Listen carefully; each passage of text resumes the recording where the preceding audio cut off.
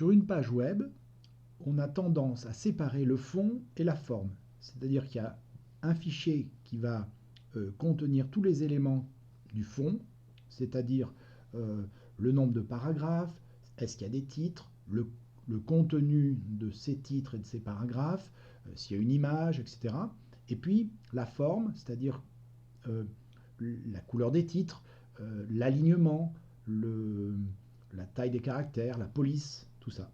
Alors le HTML, c'est pour le fond, et pour la forme, c'est un autre fichier avec un langage particulier qui s'appelle le langage CSS. Alors ici, on va essayer de rajouter à cette page web une page CSS. Alors première chose à faire, ça va être de créer un nouveau fichier. Je vais l'appeler, je vais commencer par le sauvegarder. Il faut absolument que je le sauvegarde au même endroit que le premier. Alors je vais l'appeler style.css.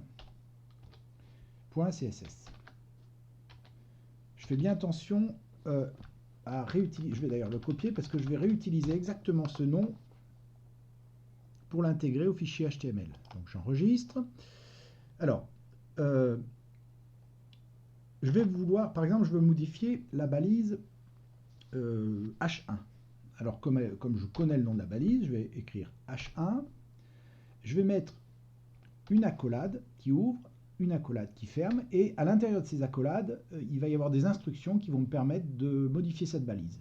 Ces instructions, elles sont un petit peu différentes des instructions HTML. Ce ne sont pas des balises, c'est plutôt une clé, 2 points et une valeur. Une clé, c'est par exemple, je peux dire que pour le titre, la marge, elle va avoir une certaine taille. La marge à gauche et à droite vont avoir une certaine taille. Alors par exemple, marge, ça va être margin. Voilà. Juste après le mot, il y a 2 points, il n'y a pas d'espace. Et puis là, je vais mettre ce que je veux. Par exemple, moi, je voudrais une marge de 35 pixels. Et je mets un point-virgule. Et puis par exemple, je vais mettre une couleur. Donc, couleur, pareil. Ça, c'est la clé. Il y a 2 points. Puis je vais mettre la valeur. Alors, il faut mettre en anglais. Par exemple, ici, je vais mettre rouge. Voilà, je sauvegarde ce fichier. Et il faut que ce fichier soit pris en compte dans la page. Pour l'instant, vous voyez que si je mets à jour, il ne se passe rien parce que le fichier HTML ne tient pas compte du fichier CSS. Alors je vais revenir dans les balises head. Je vous avais dit que la balise head permettait d'afficher des choses qui ne sont pas sur la page. Je vais rajouter une nouvelle balise, la balise link. Link pour lien. Et donc cette balise, elle va avoir 2 paramètres. Un premier paramètre qui s'appelle rel, qui va m'indiquer le style de ce que je veux faire. Moi, c'est style sheet.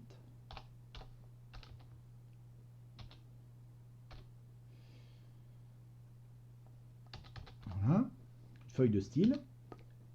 Et puis un deuxième paramètre qui s'appelle href, qui va indiquer le lieu où se trouve le fichier qui contient la forme qui m'intéresse. Donc moi, il s'appelle style.css et je vais l'indiquer comme ça, puisqu'il est dans le même répertoire que le fichier index.html. Alors, je sauvegarde le tout et je vais faire une remise à jour. Et vous voyez que le titre a un décalage, il y a une marge qui s'est appliquée, et puis le titre est en rouge. Je vais revenir sur l'histoire de l'affichage du titre. Alors j'ai défini pour le titre H1, pour tous les titres H1, bon ici il n'y en a qu'un, 2 paramètres. D'abord la marge qui vaut 35 pixels, et puis la couleur du texte qui est rouge. Je vais rajouter un fond de couleur pour qu'on voit plus facilement les choses.